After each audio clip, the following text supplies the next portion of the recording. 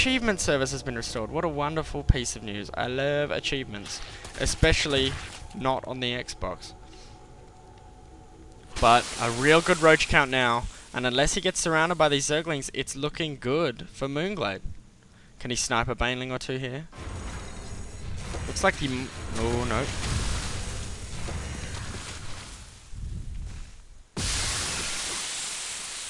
Nice Baneling, kills all the Zerglings, but it's these roaches he's got to worry about. He's only got 6 of his own versus about 12 for his opponent.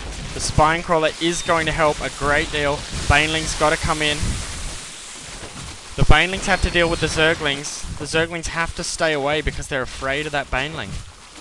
Meanwhile, the roaches take down the Spine Crawler, and this is not looking good at all. And the Baneling's still just threatening. That's super neat. And the Baneling finally does go down, so the Zerglings are going to attack, and they are probably going to clean up these roaches because they've got a lot of numbers, but some good micro, nice kiting. But that attack was really effective now for Moonglade, and he has got more roaches on the way. And this is a little bit scary. He's got about a dozen roaches here. In fact, he has way more than that. He has 17, although they are a little bit low on health. And more roaches. Zerglings not that effective because they can't get us around on this big ball.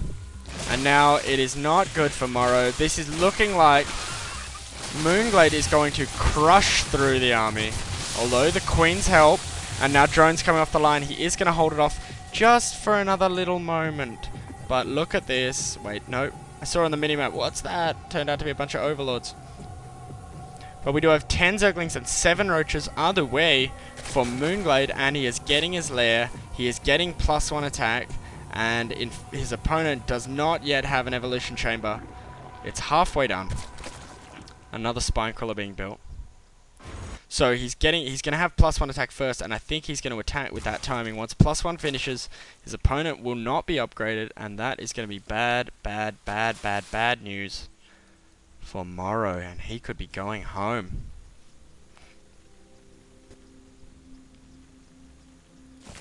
So this match has been really interesting. It was a Baneling-Zergling battle for a long time, and then the turning point, really, I think. Moonglade was narrowly behind for most of the game, but the turning point came when he got his roaches out. He managed to hold on until he got his roaches out, and the roaches just dominated a large clump of Banelings because Banelings are strong against light units, and roaches are armored units.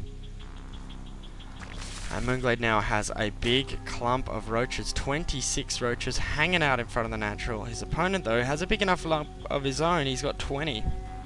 But +1 weapons is about to pop, and it has popped. His opponent's only half done, and the lair is half done. He is also getting glial reconstitution, which is roach speed. So if he attacks with +1, in fact, he's going to go for +2. If he attacks with upgraded roaches with speed, he is going to dominate those regulation roaches. And it could be bad news for MorroW, but MorroW is holding on well. He managed to hold off that attack. It really didn't look good for him. But now, things have settled a little bit, and we'll see how he can go. Supply-wise, let's see. It's 128 to 104, so definitely a lead for Moonglade. Similar tech also means that the lead is more prominent, you know, that supply lead is real. And in fact, Moonglade was the first to his lair, but neither guy has made any lair tech buildings just yet. No Hydralisk Den, no Spire, no Infestors. It's just really, it's really tense. Both guys are just worrying. Trying to build up an army. Build me an army. What's going on here? Oof, some kind of bug there. And the Hydra Den is going up for MorroW, so this is interesting. If he manages to get a nice number of Hydras, they can do sick DPS against those roaches. He's got enough roaches to actually, you know, to tank damage for his Hydras and protect them.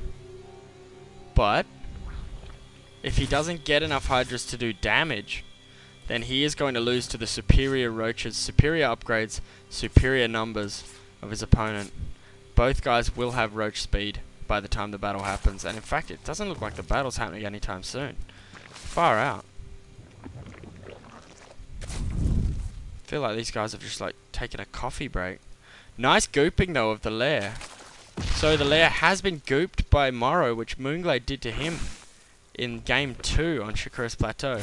And it's goop you right back, mate. Right back at you. It's Goop City. Using that, what's the word? I always get this word wrong. It's not corruption. It's contamination. That's the name of the ability that allows you to stop production on any building, but here comes a massive wad of roaches. No burrow. Burrow could be keen here, but he is going to attack. He has got +2 versus +1 attack, and he is going to smush through this army. Wowee. More roaches with more upgrades, and not enough Hydralisks here to turn the tide.